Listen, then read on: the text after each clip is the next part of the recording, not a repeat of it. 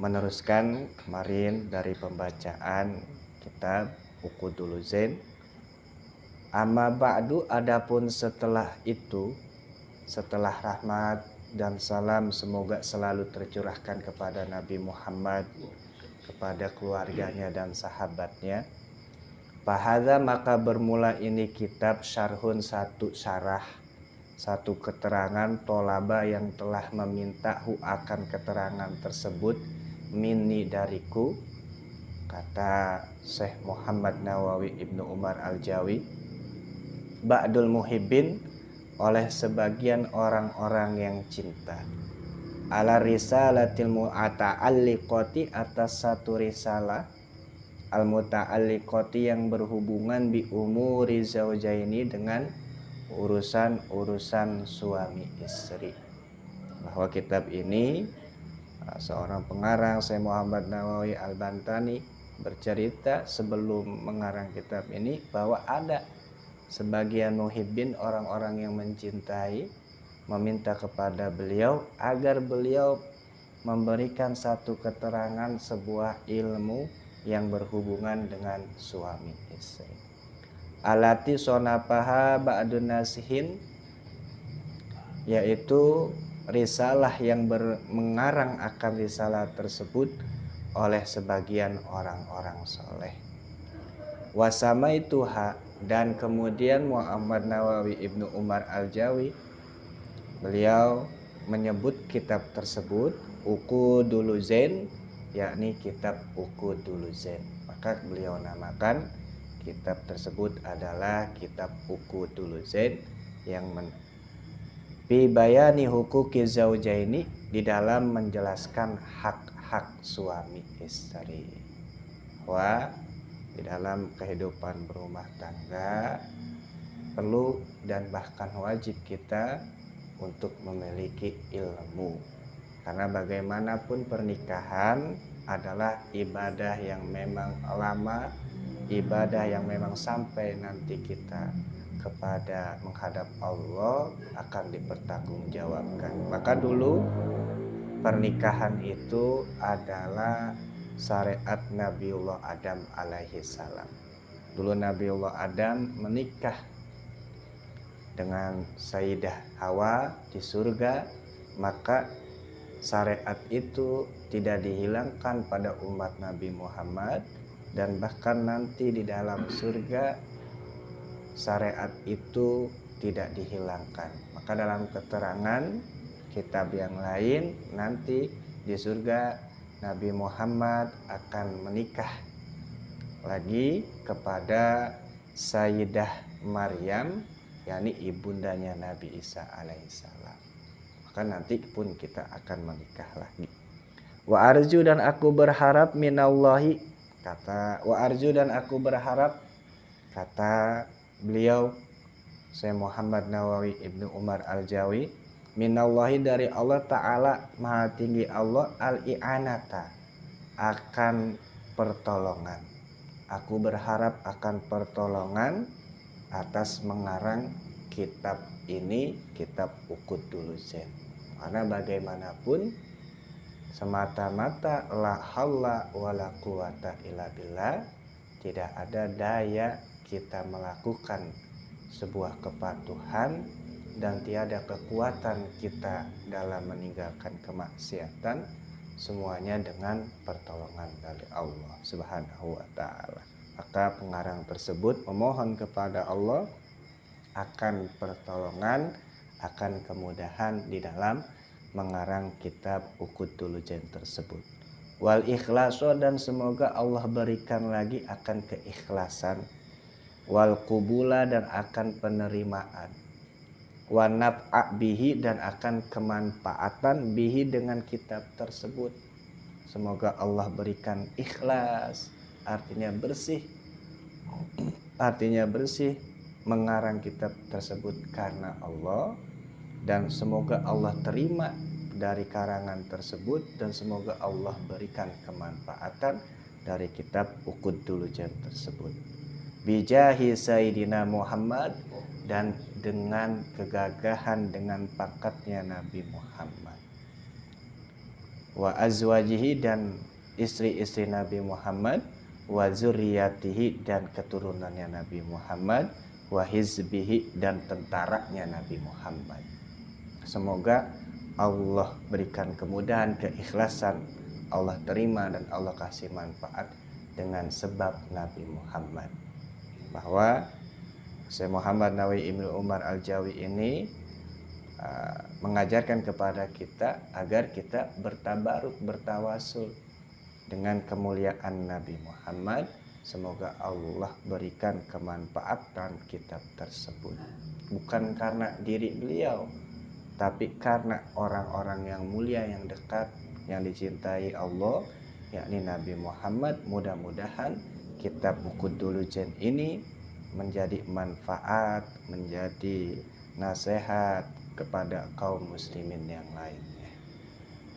Wa ahdaitu dzalika lil walidaini, dan aku hadiahkan dzalika akan demikian kitab Syarah Uqudul-Jen lil walidaini kepada orang tuaku.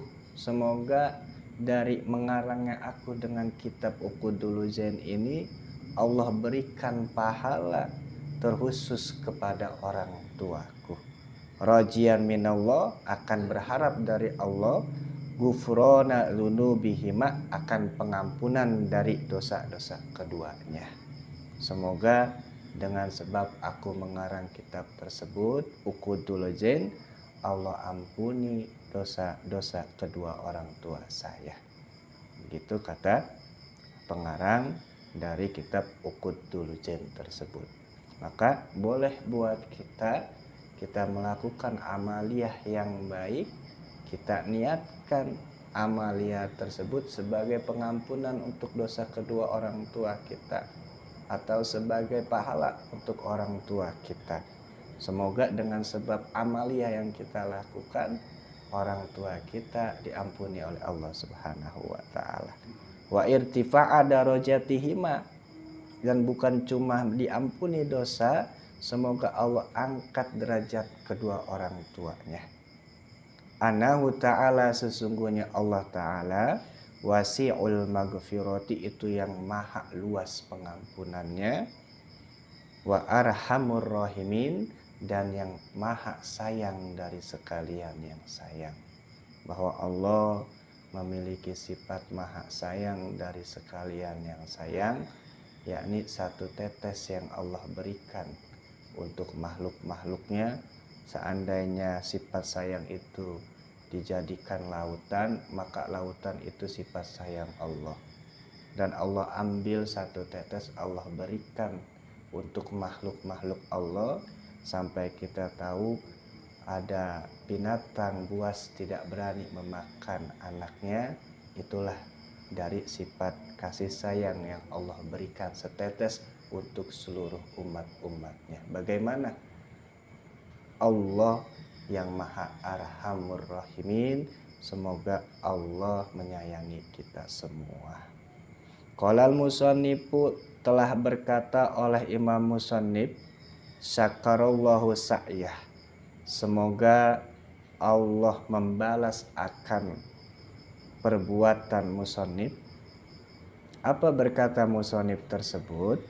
Bismillahirrahmanirrahim.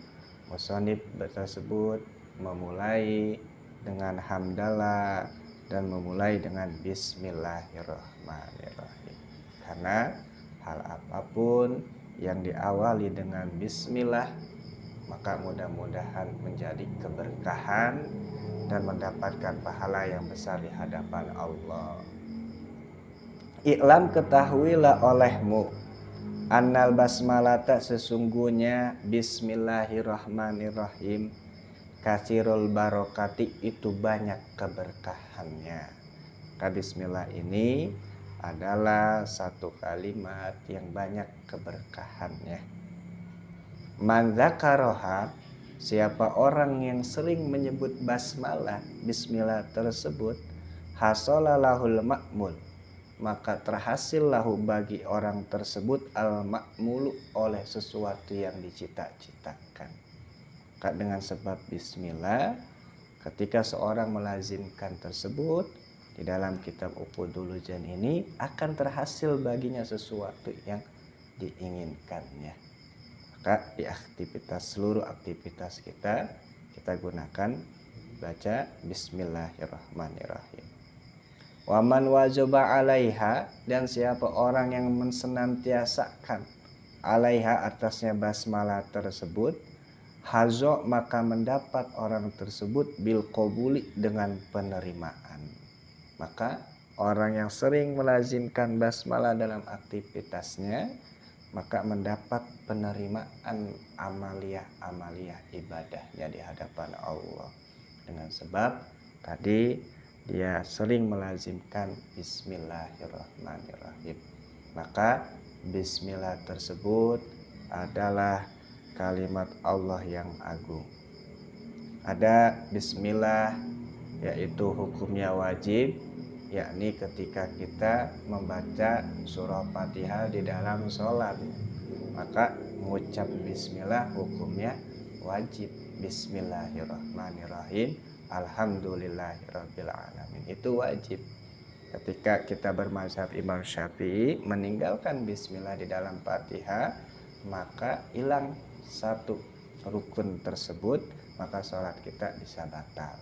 Dan ada lagi Bismillah hukumnya sunnah, yakni ketika kita melaksanakan aktivitas kebaikan, maka hukumnya sunnah. Kita minum, kita makan, kita mau pergi, kita melakukan aktivitas yang baik, maka membaca Bismillah hukumnya sunnah. Ada lagi ketika membaca Bismillah hukumnya itu menjadi makruh. Bagaimana hukumnya menjadi makruh? Ketika seseorang membaca Bismillah, dia berzikir menyebut kepada Allah pada kondisi lagi mendengarkan khutbah Jumat, maka tersebut dia menjadi makruh. Ada lagi Bismillah dengan menjadi hukumnya haram. Bagaimana?